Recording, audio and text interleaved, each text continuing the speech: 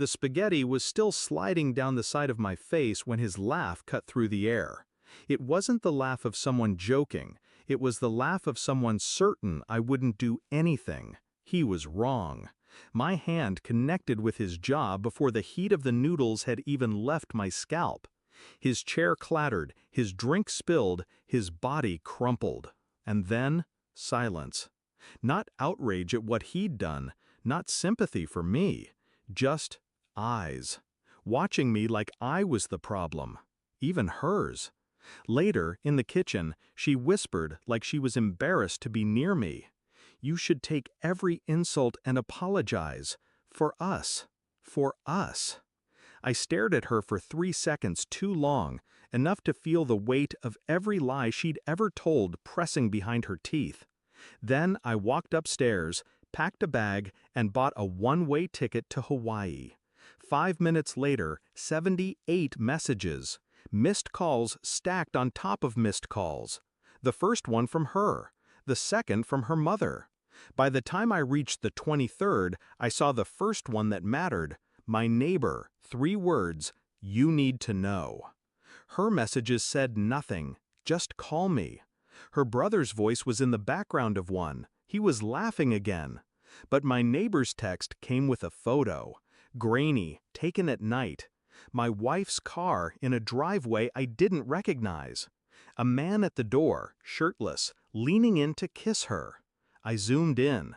Not her brother, not a stranger either. Our realtor. The same man who'd helped us find our forever home.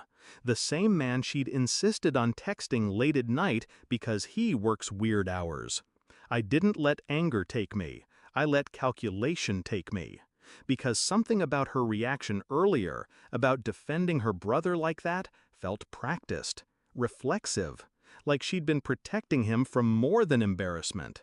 I scrolled further, more pictures, different nights, same car, same man, same casual intimacy you only have when there's no fear of being caught.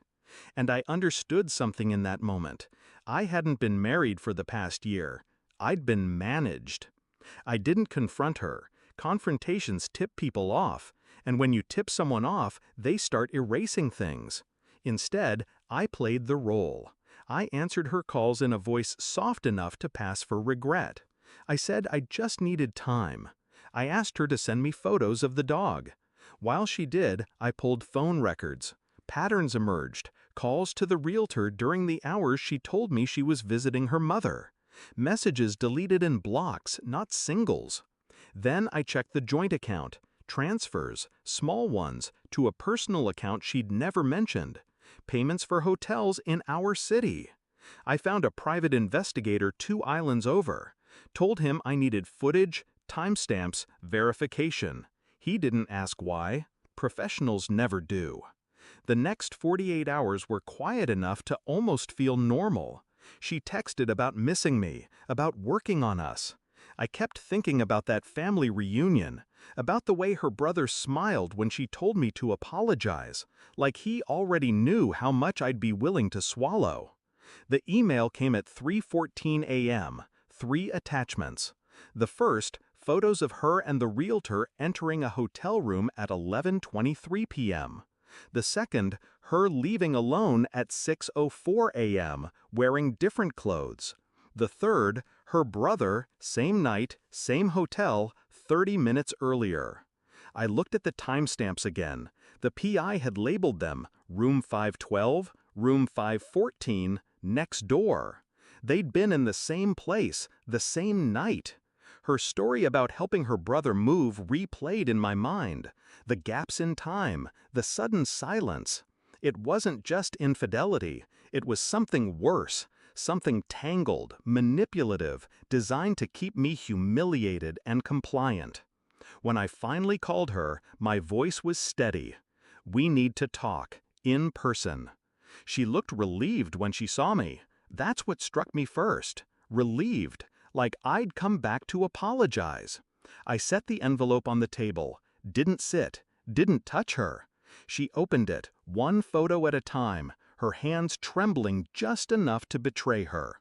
"I can explain," she whispered. "I know you can," I said. My voice was almost gentle, but you won't. Her face shifted, panic sharpening into something uglier. You don't understand. I leaned in, not to comfort her, but so only she could hear the words. You've been careful, I've been patient.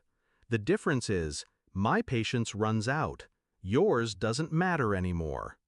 Then I slid the second set of photos across the table. Her brother, the hotel room, the timestamp that made her lips part without sound. I didn't stay to watch her break. Breaking her wasn't the point. I left the key on the counter. Walked out to the street where my ride was waiting. Behind me, the house was silent. The kind of silence that follows a detonation. I didn't block her number. I didn't need to. People like her can't stand silence. They fill it. They chase it. But I wouldn't hear it. In the end, she'd given me something valuable. Not freedom, clarity. She thought the worst thing I could do was leave. She was wrong. The worst thing I could do was live as though she never existed.